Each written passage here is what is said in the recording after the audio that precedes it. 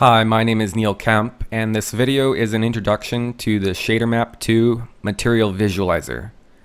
To show the Material Visualizer, just press the button down here on the bottom right with the cube in it, and you can switch back and forth between the Maps preview and the Material Visualizer. And the Material Visualizer allows you to preview what your maps will look like when brought into a 3D environment. We have some controls here at the very bottom. The first is a color button and allows us to change the background color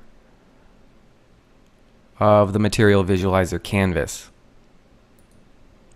The second is a checkbox that allows us to auto-rotate any of the geometry. The third control is a drop box that allows us to select the number of instances of any one type of geometry. So for instance, we have the type of a cylinder model right here, and we can view multiple instances of that, up to 10.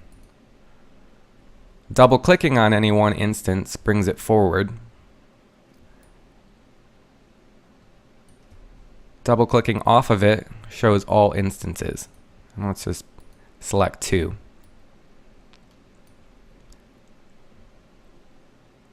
The next control is a drop box that allows us to select the type of geometry that we're viewing. And ShaderMap 2 comes with 3 kinds of default geometry: sphere, cylinder, and cube. We can add our own geometry or 3D models by pressing the plus sign, and that will bring up a file dialog for OBJ model format. And we can make multiple instances of our troll. The Lite Interface is located at the top right of the Material Visualizer. You can select any light and move it around in the scene. Just rotate it. These are all directional lights, and you can add and delete lights, and when selected, change their color.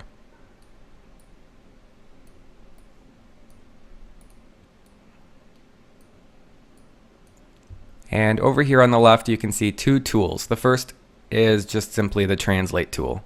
It allows you to hold the middle mouse button down to strafe.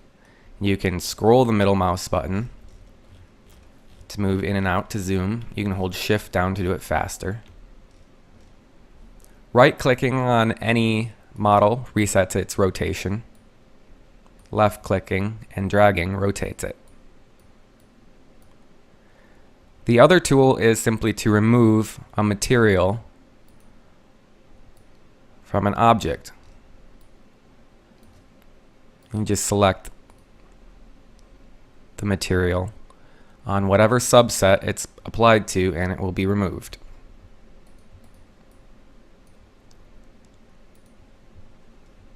The material editor is located at the top right of the Material Visualizer.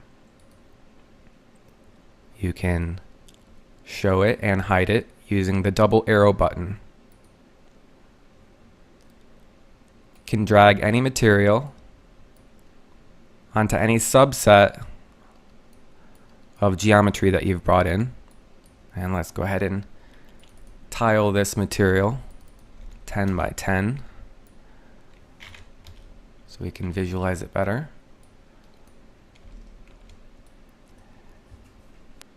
We can see how this material is set up by selecting the material and double-clicking on it. That will show us the maps that are being sent to this shader. We can remove the maps and then add in the maps. And I'm going to just go ahead and use the normal map as the diffuse channel so you get an idea of how you can set that up. You can also go to the map setup by selecting the map button located in the map properties. And I'm going to just select the color map again. You can add additional materials by pressing the plus button located in the top right of the material editor. And we can drag that on and set its type. Standard, parallax, or cell tune are the default materials included with ShaderMap. Let's go ahead and select cell tune. It has a variety of parameters such as shininess and the specular intensity. We can also set its base color and line color.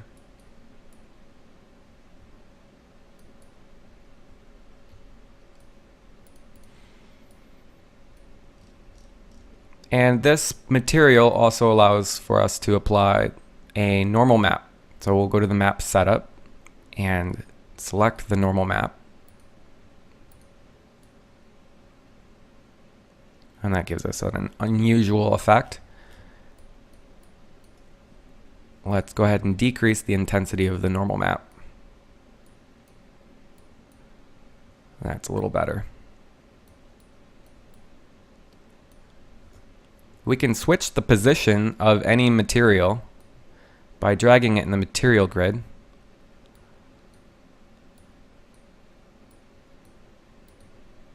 And order them like we want. We can close the material editor. And one last thing, the material visualizer can be popped out so that you can view it in an external window. You can do this by selecting this external material visualizer button located next to the material visualizer button, and it will pop the visualizer out.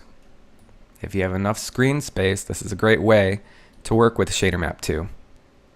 Thanks for watching this video. To learn more, visit shadermap.com and download the free demo.